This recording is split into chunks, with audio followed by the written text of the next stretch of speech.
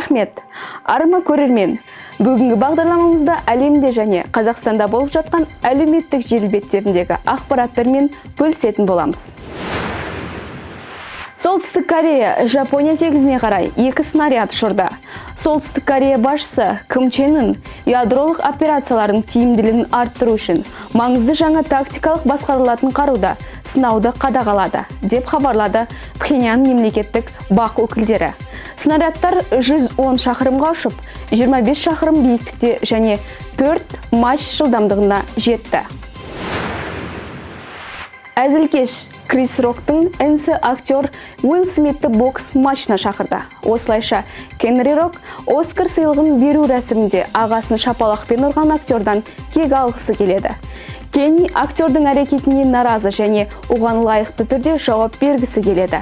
Кенри Рок бойдағы айырмашылықпен Мұхаммед Али туралы фильмдегі Смиттің рөлінен қорықпайды. Ол бокс матчында Уилл Смитті жеңе алатынына сенімді.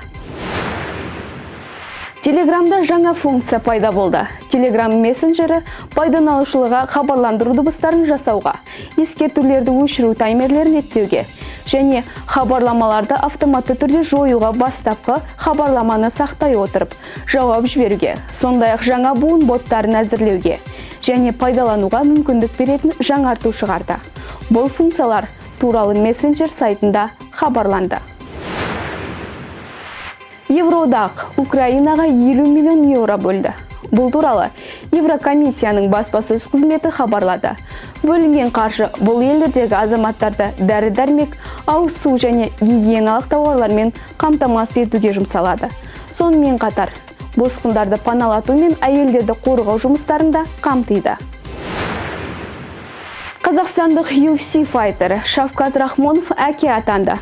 Файтер әлеуметтік желіге сәбиімен түскен суретін жариялап, сүйінші қазақ еліне бір батыр деп жазды. Елке салайық, Рахмоновтың келесі жекпе-жегі 25 маусымда америкалық Нейл Менге қарсы өтеді. Олар жартылай орта салмақта өнер көрсетеді. Бұл дивизионда Мегни 10-шы, ал Рахмонов 15-ші орында. Өзін-өзі тану пәні алынып тасталды. Қазіргі таңда аталған пән қосымша емес міндетті пән ретінде бірнеше жыл оқытылып келеді. Жүргізілген таңдаулар нәтижесінде осы пәнге қатысты шешімдер қабылданды. Келесі оқу жылынан бастап өзін-өзі тану пәні бірінші сыныпта ғана оқушылардың таңдауымен оқытылады. Мысалы, егер 5-ші сынып оқушылары осы пәнді оқимыз деп таңдау жасаса, тек сол 5-ші сынып кезеңінде ғана пән кіретін болады. Таңдамаса міндетті пән ретінде мүлдем оқытылмайды, деді Білім және ғылым министрі Асхат Аймағамбетов.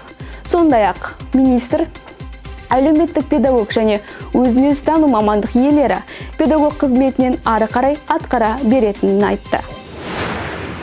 Электрондық еңбек биржасында 72 мың бос жұмыс орны бар.